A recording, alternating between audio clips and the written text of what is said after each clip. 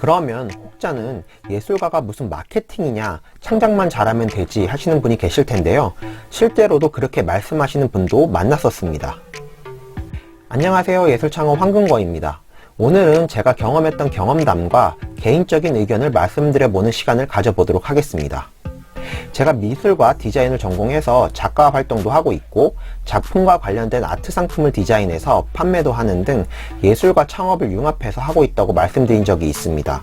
그리고 회사 생활을 하면서 광고 담당자와 사업기획자로 근무했던 경력이 있어서 예술 전공 학생들에게 멘토링도 하고 미술대학에서 특강도 하는 등 예술 전공 학생들의 진로에 대해서 고민도 많이 듣고 제 경험도 이야기를 해주고 있습니다. 일단 예술을 전공하는 학생들은 진로에 대해서 걱정이 많습니다. 보통 예술은 배고프다고 해서 전공을 살리자니 창작 환경이 너무 열악하고 전공을 안 살리자니 대안이 없어서 이러지도 저러지도 못하는 현실에 고민을 많이 하고 있습니다. 예술가의 진로에 대해서는 전에 올렸던 예술가에게 좋아하는 것 대 잘하는 것을 참조해 보시고 이번에는 작품 활용과 홍보에 대한 이야기를 해보겠습니다. 예술대학에서 학생들은 자신의 전공을 통해 작품을 만드는 방법을 배우는데 그것을 효율적으로 홍보를 하거나 관객에게 어필하는 방법에 대해서는 배우지 않습니다. 물론 예술경영이라든지 예술마케팅이라는 과목이 교양 과목으로 있긴 하지만 공연장이나 전시장 경영이라든지 작품 평론이나 비영리 법인 운영 등 작품과 밀접하게 연관된 지식보다는 기관이나 단체 운영에 포커스를 맞추고 있습니다. 회사에서 상품이나 서비스를 기획할 때 상품, 상품의 가격, 유통계획, 홍보계획 등을 고려해서 기획합니다. 어떤 상품이나 서비스를 기획할지는 각자의 나름의 환경 분석을 통해서 정하는데요. 이러한 내용은 예술가에게 필요한 창업의 시작 단계 편에서 소개해드린 바가 있습니다. 그럼 상품 자체만 개발하지 않고 가격, 유통, 홍보까지 고려해서 상품을 개발하는데 예술도 이런 프로세스가 필요하다고 생각합니다.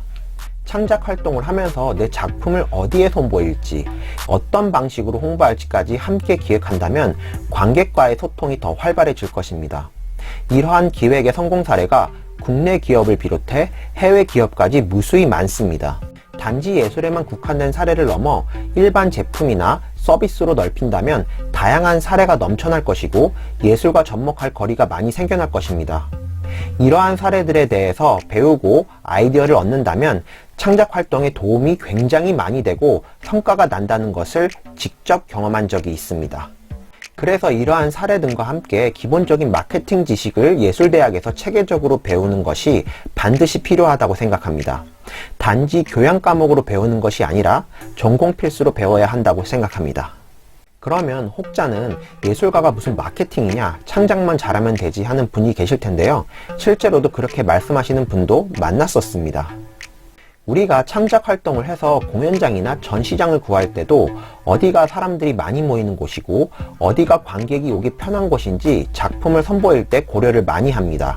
그리고 홍보도 길거리에 포스터를 붙이는 것이 좋은지, 관련 사이트에 광고를 올릴 것이 좋은지, SNS를 활용할 것이 좋은지를 생각해서 이제까지 홍보를 해왔습니다.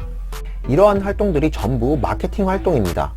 우리는 그동안 알게 모르게 예술에서도 이미 마케팅 활동을 해오고 있었던 것입니다.